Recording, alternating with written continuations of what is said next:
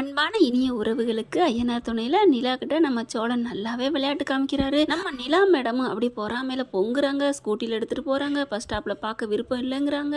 இவரும் பின்னாடியே போகிறாரு. வண்டி ரிப்பேர் ஆகுது. அதை எடுத்துகிட்டு கடைக்கு போகிறாங்க, பாண்டியன் கடைக்கு. அங்கே வானதியை பார்த்துட்டு இங்கே பற்ற போட்டியான்னு சோழன் கேட்க, அடடடா இது வரைக்கும் நல்லா தாங்க போயிட்டு இருந்துச்சு, கல்யாணம் நடக்கட்டுமே, ஏன் வேணாங்கிறீங்க அப்படின்னு வானதி கேட்க, ஓ அப்போ நீ சொல்லித்தான் அண்ணன் கல்யாணம் பண்ணிக்கிறாரா அப்படின்னு சொல்லிட்டு மனசில் ஒரு புள்ளி வருது. நம்ம சோழனுக்கும் சரி பாண்டியனுக்கும் சரி வீட்டுக்கு வந்துடுறாங்க. வந்ததுக்கப்புறம் அண்ணனை பிடிச்சி கொடுத்து கழட்டுறாங்க. ஆனாலும் சேரன் பார்த்தா தம்பிங்க வாழ்க்கைக்காக வானத்தை போல விஜயகாந்த் மாதிரி அவருங்க தம்பிங்கடா அண்ணங்கடாங்கிற மாதிரி தம்பிகளுக்காக என்ன வேணாலும் செய்வாருங்க.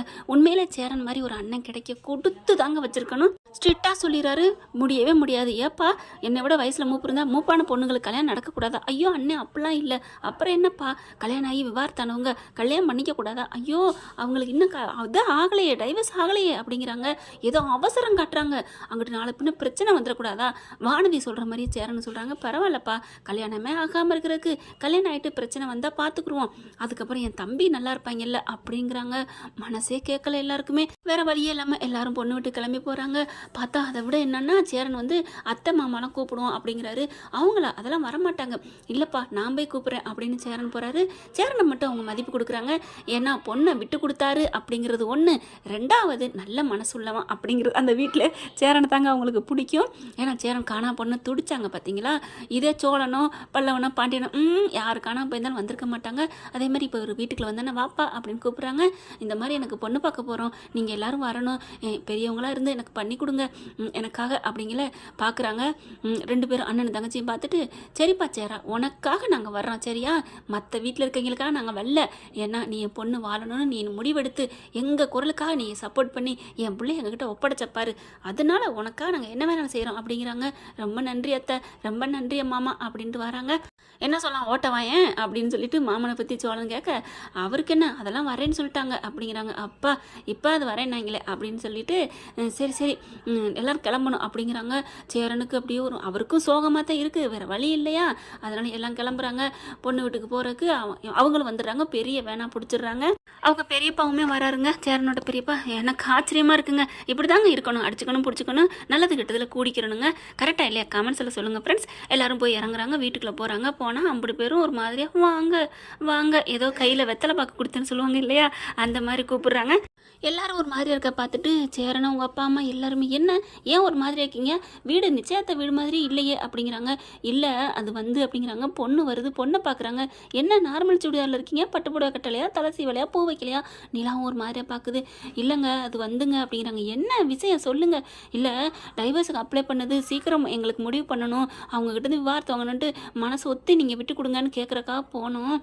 ஆனால் போன இடத்துல ஏன் இந்த டைவர்ஸ் எல்லாம் என்னை உன்னை விட்டு கொடுக்க மனசே வரல, நம்ம 2 பேரும் சேர்ந்தே வாழலாம் அப்படின்னு அவர் சொல்லிட்டாரு.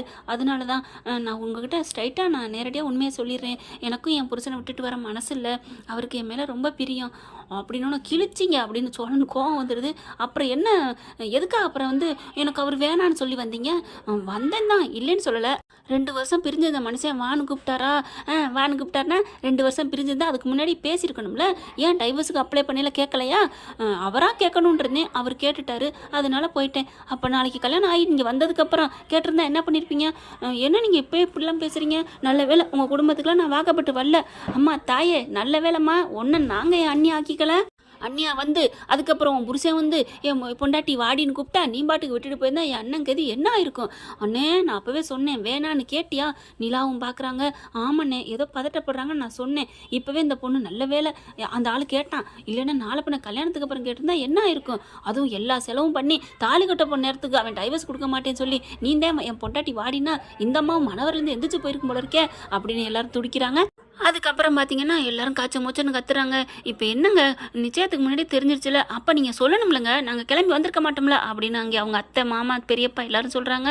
பாருங்கள் உங்களுக்கா வேனை பிடிச்சலாம் வந்திருக்கிறோம், எங்களுக்கு தேவையா, வேணுக்கு உண்டான காசை வேணா தந்துடுறோம். ஐயோ மறுபடியும் டென்ஷன் கிளப்புறீங்க அப்படின்னு சோழன் எகுறாரு. என்னையா வேணும் காசை கொடுத்துட்டா நாங்கள் அலைஞ்சது போதுமா, வந்துருமா திரும்பி, நாங்கள் எல்லாரும் ஒவ்வொரு வேலையை விட்டுட்டு வந்திருக்கோம் அப்படி இப்படின்னு கத்துறாங்க. சேரன் சோழனை அடக்குறாரு.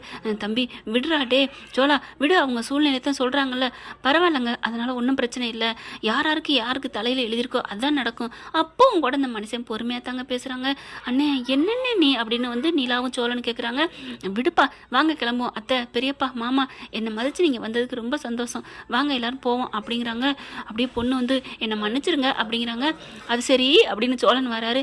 எங்கே அவன் புருஷன் அப்படின்னு கேட்க, அவர் வெளியில் போயிருக்காரு. ஓ இங்கே தான் வந்திருக்காரா? ஆமாம். ஓ வந்தோடனே எப்போ வந்தார்? நேற்று தான். அப்போ நேற்று நைட்டு இங்கே தான் இருந்தாரா? ஆமாம். வந்தோடனே கச்சேரி ஆரம்பிச்சிட்டீங்களோ? என்ன நீங்கள் இப்படிலாம் பேசுகிறீங்க? அதான் மூஞ்சில் தெரியுதே, எழுதி ஒட்டியிருக்கே. ஏமா ராத்திரியே வந்துட்டாருங்கிற, நல்லா கொஞ்சிருக்கீங்க, கொலாவி இருக்கீங்க. அப்போவே இங்கே ஒருத்தன் ஏமாற்றிட்டு வந்திருக்கமே, இங்கே பாருங்கள் ஏமாத்தணும்லாம் சொல்லாதீங்க. சரிம்மா சரி, ஏமாத்துன்னு சொல்லலை.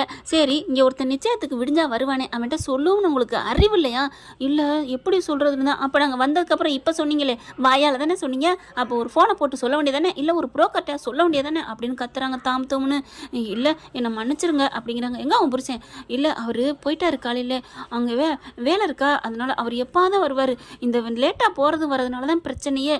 அவர் அடிக்கடி என்னை விட்டுட்டு போயிடுவார் வேலைன்ட்டு, அதில் தான் எங்களுக்குள்ள சண்டை. ஓ இனிமேல் போக மாட்டேன்னு சொல்லிட்டாரா?